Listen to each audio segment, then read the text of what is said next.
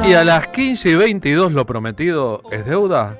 ¿Usted cree que tiene a Pompeyo Audiver en línea? Vamos a ver, mejor que prometer es realizar, así que le damos la bienvenida a Pompeyo Audivert, nuestro gran actor nacional. Hola Pompeyo, Marina Glesser y Carlos Polimeni, te damos la bienvenida a la M530, la radio de Madres, la radio de Bebé. ¿Cómo estás? Hola, un gusto estar con ustedes y con toda la audiencia. Para nosotros el gusto, sobre todo, que se repuso Edipo en Ezeiza, que está escrita y dirigida por vos, Pompeyo, y que es una comedia metafísica sobre cómo una familia intenta, a través del interrogatorio, dar con su paradero en la escena nacional perdida, ¿no? La tragedia de Ezeiza del 73 es uno de los tantos disparadores de esta comedia que recién decía metafísica. ¿Por qué es metafísica?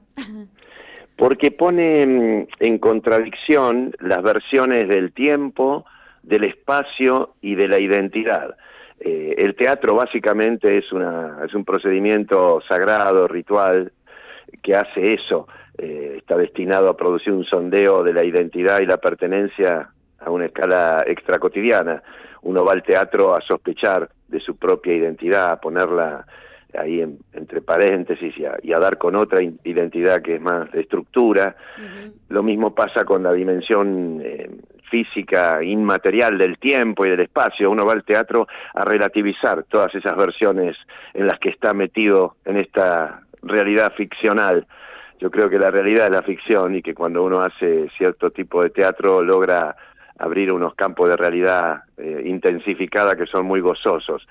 Esta obra de algún modo intenta poner de manifiesto estas otras versiones del tiempo, de la identidad y de la presencia, de una manera, como diría, yo me preocupé mucho porque sea una obra que la pueda ver cualquier espectador, por más que tiene entrañados estos asuntos tan curiosos, tan misteriosos y sagrados. La obra está planteada como una comedia muy disparatada, aunque caladura muy honda, porque llega un momento en donde las cosas se ponen más densas, digamos, y ya afectan a cuestiones más profundas. Así que es de algún modo también una opinión que yo tengo sobre el teatro mismo, esta obra. Es una cargada también al teatro de living, que tanto abunda por ahí, porque esta obra sucede también en un living, aunque lo que sucede es desmesurado, es de otra escala. Así que bueno, es metafísica por eso, porque la valencia del tiempo, la valencia del espacio y de la identidad quedan en contradicción. Esta familia vuelve presuntamente de un picnic en Ezeiza y en el camino se han olvidado quiénes eran. La sospecha es que vienen del recibimiento de Perón, de Ezeiza 73, y que hay algo de todos esos acontecimientos convulsos en los que estuvieron envueltos que les han hecho perder la memoria, y cuando llegan a su casa ya no saben del todo quiénes son, si la madre no es una infiltrada que les han puesto ahí, si esa no es una realidad teatral en la que están metidos y les quieren sacar algo, sí.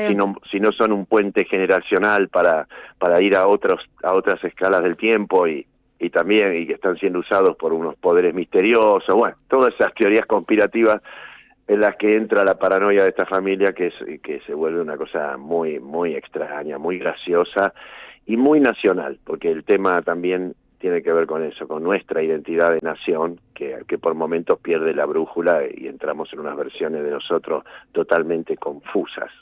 Bueno, las alusiones políticas e históricas que hace este Edipo en Ezeiza orquestan, digamos, una representación que el espectador se puede hacer un reporte, una identificación en el ida y vuelta, concertirse o no nacional, ¿no? Porque en esa fragmentación nacional, que hoy además está tan...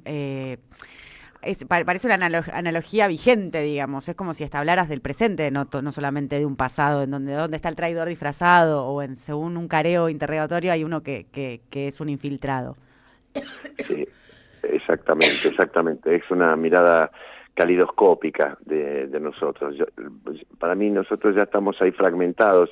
La obra es como un calidoscopio de los fragmentos de una identidad derrumbada, que va buscando distintas versiones de sí misma, prismando otras posibilidades, y en ese andar creando versiones llega a unas versiones muy muy curiosas, muy hondas, que no viene al caso ahora referir porque hay que verlas, pero sí, es muy nacional, los signos son de acá. Creo que es un teatro que se refiere a nuestro grito histórico.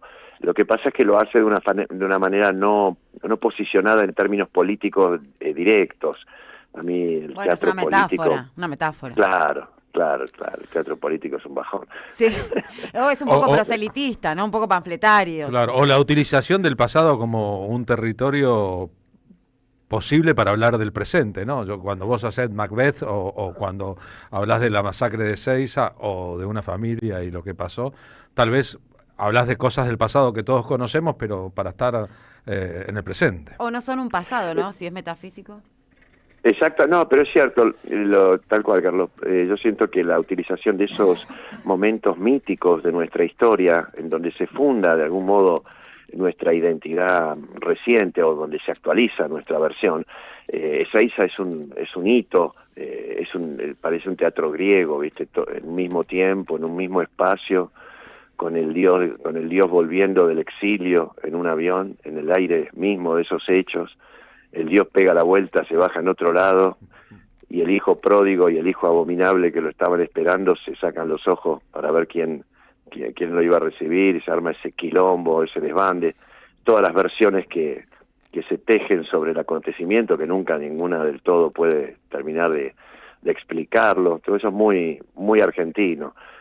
Así que sí, es cierto, tomar esos elementos del pasado para poder hablar del hoy, y además son signos que siguen vigentes. Yo lo veo también ahora mismo por ejemplo, en esta resistencia que tiene Máximo y la Cámpora a Axel, ¿no? Esta forma facciosa en la que la Cámpora se posiciona frente a un líder indiscutible, pero no dan el brazo a torcer en un internismo ególatra que amenaza con morfarse o con quebrar la unidad. Me llama la atención, me parece también que es subsidiario de aquellas viejas tensiones individualistas que signaron nuestra historia en ese momento. Así que siento que es todo lo mismo, que es parte de la misma dinámica la que está ahí en juego.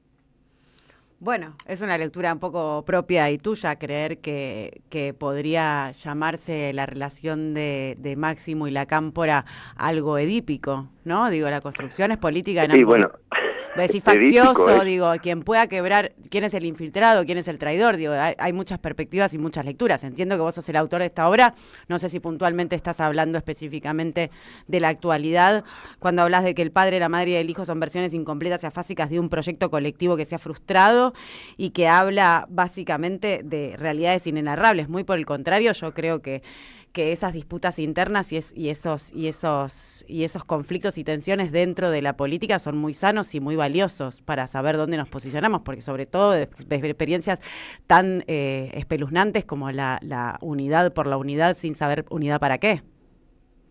¿Unidad para qué? Sí, básicamente prefiero una unidad con Axel que una unidad dirigida por Massa o por Alberto o por Scioli. Creo que cuando el frente de una unidad se plantea con una figura como la de Axel, es indiscutidamente una unidad para el proyecto de todos, para el proyecto que ya sabemos. No es una unidad que pueda ser desvirtuada por un dirigente de la caladura de estos que acabo de señalar. Me parece que ante una posibilidad de unirnos en torno a una figura tan incuestionable como es la de Axel, cualquier contradicción se vuelve curiosa, ¿no? De decir, bueno, ¿cuál es el problema? Si tal nos tuvimos que bancar a esos otros tres, ¿qué pasa con este? No se puede. ¿Por qué? ¿Cuál sería el problema? ¿Cuál es el problema con él? En aquella escena mítica de Ezeiza y el enfrentamiento entre dos modos opuestos de concebir el peronismo, digamos, uno de izquierda y uno de derecha por ser simple, y el general que no llega, que baja en otro lugar. Hay otros elementos muy importantes que serían como los del coro griego, en caso de tratarse de una tragedia, que son los músicos que fueron a tocar y quedaron en medio de una balacera, y un personaje público clave, como Leonardo Fabio, que había sido elegido el conductor del acto y debió lidiar con un montón de asuntos incalificables, como la tortura de algunos detenidos en las bambalinas. Sí, donde él amenazó suicidarse si no paraban. Sí, no, fue un fenómeno ese, el de Ezeiza, muy curioso, muy significativo, era una locura. Todas las facciones del peronismo ahí enfrentadas, fue una locura. Pero bueno, la obra igualmente, esto que estamos hablando de algún modo excede los propósitos de la obra, no los excede, va por otro lado. Uno puede empezar a hablar de estas cosas a partir de haber visto la obra, pero Claro. la obra habla en sus propios términos de sus propios asuntos, que no son estos que acabamos de charlar en términos políticos. No son. Me imagino, Pompeyo.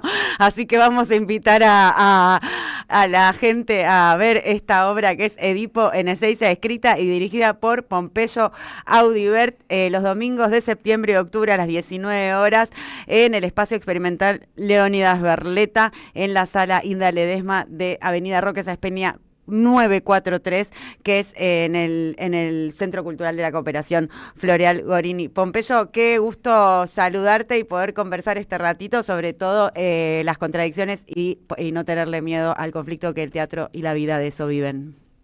Exactamente, sí, tal cual. Te mando un beso muy grande y nos vemos pronto. Gracias, un beso para todos. Pompeyo Audibert.